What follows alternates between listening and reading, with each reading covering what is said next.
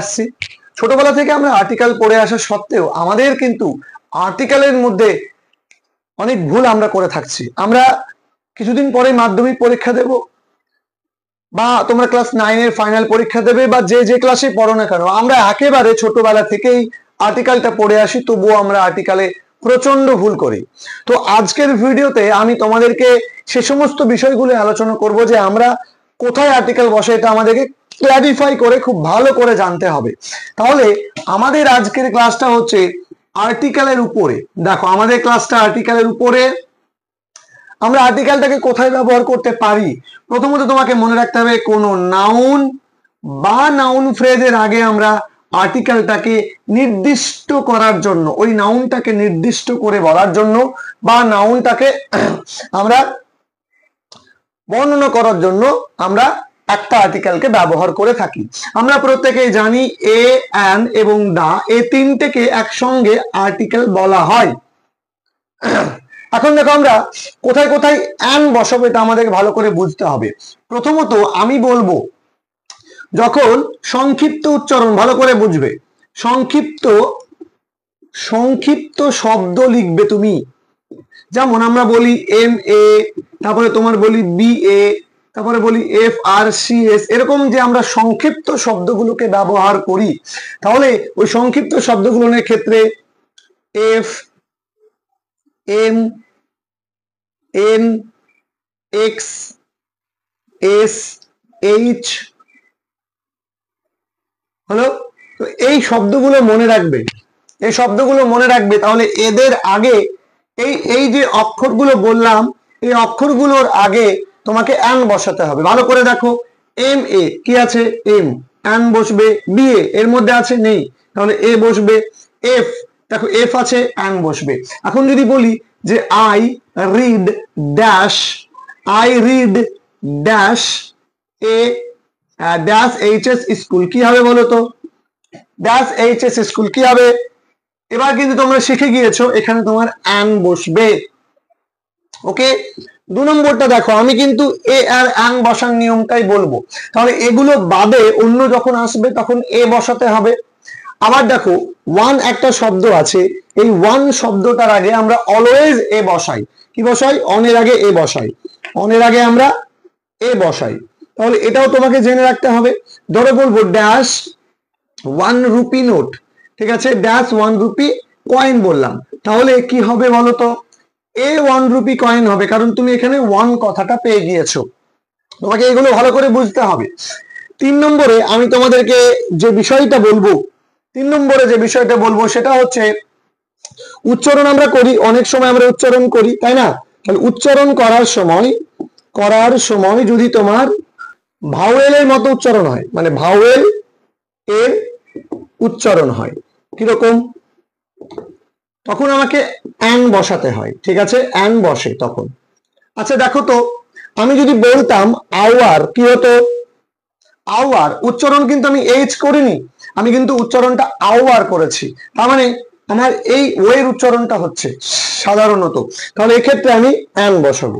উচ্চারণের উপর ডিপেন্ড করে আমরা একটা আর্টিকেলকে বসাতে পারি। We use article a or an depending on it's pronunciation বা ডিপেন্ডিং অন সাউন্ডস। তার মানে সাউন্ডের উপর নির্ভর করে আমরা কি করি? আর্টিকেল বসাই।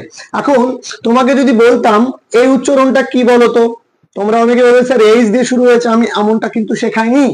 আমি বলেছিলাম সংক্ষিপ্ত অক্ষরের ক্ষেত্রে এইচ হবে, কিন্তু এখানেও এইচ চলে এসেছে। তাহলে উচ্চারণটা দেখো, অনারেবল, উচ্চারণের সময় ভাওয়েলের মতো উচ্চারণ, ভাওয়েলের উচ্চারণ হলে, তাহলে ভাওয়েলের উচ্চারণ হচ্ছে তোমাকে কি করতে হবে? অ্যান বসাতে হবে। আরো একটা শব্দ আছে, বলছে উচ্চারণ যদি ইউ হয়, উচ্চারণে ইউ এলে, উচ্চারণে ইউ এলে, দেখো ইউ উচ্চারণে এলে তোমাকে কি বসাতে হবে? এ বসাতে হবে, এ বসাতে হবে। উচ্চারণে ইউ এলে তোমাকে কি বসাতে হবে? এ বসাতে হবে। এখন উচ্চারণে ইউ কেমন ভাবে আসবে লক্ষ্য করে দেখো। ড্যাশ তোমাকে বলা হলো ইউনিভার্সিটি, ড্যাশ কি বলা হলো? ইউনিভার্সিটি। উচ্চারণটা কি হলো বলতো? ইউনিভার্সিটি, তো তোমাকে এ বসাতে হবে। আবার ধরো তোমাকে বলা হলো ইউনিয়ন, ইউনিয়ন ইউ উচ্চারণে আসছে, তোমাকে কি বসাতে হবে? এ বসাতে হবে। ভাইটাল এবং গুরুত্বপূর্ণ আমি 4টে নিয়ম তোমাকে বলেছি। এই 4টে নিয়ম তুমি যদি আত্মস্থ করতে পারো, এই বসা নিয়ে তুমি ঝামেলায় পড়বে না। 5 নম্বর দেখো, 5 নম্বর বিষয়টা ভালো করে লক্ষ্য করে দেখো। 5 নম্বরে আমি কি বলবো, আমি তোমাদেরকে বলবো যে তোমরা দেখো ভাওয়েল সাউন্ড, তাই না, ভাওয়েল সাউন্ড এর উচ্চারণ হলে, ভাওয়েল সাউন্ডের উচ্চারণ হলে, অর্থাৎ আমি যদি উচ্চারণের ক্ষেত্রে অ পাই, আ পাই, ই পাই, হর্ষ উ পাই, এ পাই, ও পাই, তাহলে কি হবে, বা এ পাই, তাহলে আমাকে অ্যান বসবে, অ্যান বসে। আর বাকি ক্ষেত্রে কি বসবে বলতো, বাকি ক্ষেত্রে এ বসে। ভাওয়েল সাউন্ডের উচ্চারণ যেমন অ, আ, ই, উ, এ, ও, আ এরকম আসলে অ্যান বসে, বাকি ক্ষেত্রে কি বসে, এ বসে। আচ্ছা, একটা এক্সাম্পল নাও, আমি বললাম ড্যাশ আমব্রেলা, তোমরা সহজেই জানো এই শব্দটা, তাহলে কি বসবে বলতো, এ বসবে না অ্যান বসবে? আমব্রেলা উচ্চারণে কি এসেছে, ভাওয়েল সাউন্ড আ এসেছে, অ্যান বসাতে হবে। আমি ধরো উচ্চারণে বললাম এম এ এন, ম্যান, উচ্চারণে কি আসলো, ম্যান, ম এসেছে, উচ্চারণে বলেছিলাম, বলিনি? তাহলে উপরের কন্ডিশন গুলো মনে রাখার পাশাপাশি তোমাকে মনে রাখতে হবে অ, আ, ই, উ, আ, এ, ও আসলেই তোমার অ্যান বসবে, অন্যথায় এ বসবে। ম্যান আসছে ম, তাই এ বসেছে। আমি আবার যদি বলতাম তোমার কি বলতাম, ধরে নাও আমি বললাম ইম্পর্টেন্ট, আমি কি বললাম ইম্পর্টেন্ট, তাহলে কি বসবে, অ্যান বসবে। বোঝাতে পেরেছি? এবার এই এ বা অ্যান বসা নিয়ে কিছু ব্যতিক্রমী বিষয়গুলো আছে যেগুলো তোমাদেরকে জানতে হবে, আর এগুলো আমরা জানি না বলেই কিন্তু আমরা প্রবলেমে পড়ে যাই, এগুলো জানি না বলেই আমাদের ভুলটা কিন্তু থেকে যায়। তো চলো আমরা ব্যতিক্রমী বিষয়গুলোকে খুব গুরুত্ব সহকারে বোঝার চেষ্টা করি। তাহলে এ এবং অ্যান রিলেটেড কিছু এক্সেপশন বিষয়গুলো তোমাকে ভালো করে বুঝতে হবে। এ এবং অ্যান রিলেটেড এক্সেপশন বা ব্যতিক্রমী বিষয়গুলো কি, প্রথমত 1 নম্বর বিষয়ে আমি তোমাদের বলবো যে দেখো, তোমাকে মনে রাখতে হবে যে ফিউ কথাটা আসলে এ ফিউ বসে বা এ লিটিল কিন্তু বসে, ফিউ বা লিটিলের আগে কিন্তু এ বসে, এগুলো তোমাকে মনে রাখতে হচ্ছে। আবার কিছু সার্টেন ফ্রেজ আছে, যেমন ইন ড্যাশ হারি কথাটা বলে, এখানে কিন্তু ইনে হারি হবে, ঠিক আছে। মেক এ নয়েজ বলে না, মেক তারপরে ড্যাশ নয়েজ, তাহলে এক্ষেত্রে তোমাকে মনে রাখতে হবে যে সমস্ত ফ্রেজ গুলো যখন আসে তখন সেখানে এ থাকে, তাহলে প্রেপোজিশনের বালাই কিন্তু এখানে নেই। দেখো মেক তারপরে কিন্তু অনেকে প্রেপোজিশন দিতে পারি, কিন্তু না, এখানে এ বসবে। আবার আমরা জানি অল অফ, দেখো অল অফ ড্যাশ সাডেন যদি বলতাম তাহলে অল অফ এ সাডেন। এরকম করে কিন্তু বেশ কিছু সার্টেন ফ্রেজ আছে, এই ফ্রেজ গুলোর ক্ষেত্রে তোমাকে আর্টিকেল বসাতে হয়। আচ্ছা, এরপরে দেখো আমরা প্রত্যেকেই জানি যে মোস্ট বলে একটা শব্দ আছে, এই মোস্ট পেলে বা মোস্ট শব্দটাকে দেখলেই আমরা কিন্তু সেখানে দা বসিয়ে ফেলি, আর এখানেই আমরা মারাত্মক ভুল করে ফেলি। এখানে আমাদেরকে কি করতে হবে ভালো করে বুঝে নাও। দেখো মোস্ট এর মানে যখন ভেরি বোঝায়, আমি ধরে বললাম this is dash most, this is dash দিয়ে বললাম মোস্ট বিউটিফুল, বিউটিফুল সিন। এবার তোমাদের মনের মধ্যে প্রশ্ন জাগতে পারে যে স্যার এখানে আপনি দিস বলেছেন, আমি তো this is the most beautiful thing বসাতে পারি। হ্যাঁ বসানো যায়, কিন্তু এখানে এও বসানো যায় যে এটা একটা খুব সুন্দর দৃশ্য, তাহলে মোস্টকে আমরা ভেরি অর্থে ব্যবহার করছি, এক্ষেত্রে তোমাকে এ বসানো যায়, তুমি এক্ষেত্রে বসাতে পারো। দেখো আমরা 4 নম্বরে আমাদেরকে মনে রাখতে হবে যে পরিমাপের একক বোঝাতে আমরা ব্যবহার করি পরিমাপের একক, পরিমাপের একক যখন বোঝাবে তখন আমরা আর্টিকেল কিন্তু ব্যবহার করি। এখন পরিমাপের এককটা কেমন, দেখো আমি বলতে পারতাম যে এরকম করে যে give me dash kilo of sugar, ধরো আমি বললাম give me dash kilo of sugar, এই কথাটা আমি বললাম, তাহলে এক্ষেত্রে তোমাকে কি বসাতে হবে, এক্ষেত্রে তোমাকে এ কিলো অফ সুগার, এটা কিন্তু একক হিসেবে ব্যবহার হচ্ছে যে আমাকে 1 কিলো, এরকম ব্যবহারটা হয়, ঠিক আছে।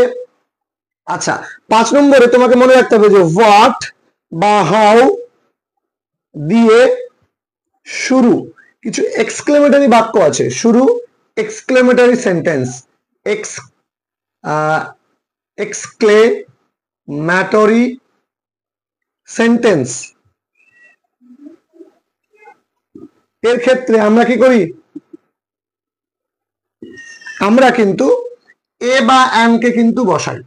যেমন তোমাকে ধরে বললো what does beautiful picture, what does beautiful picture. এখন তোমার মনে প্রশ্ন, এখানে আর্টিকেল বসবে না প্রেপোজিশন বসবে?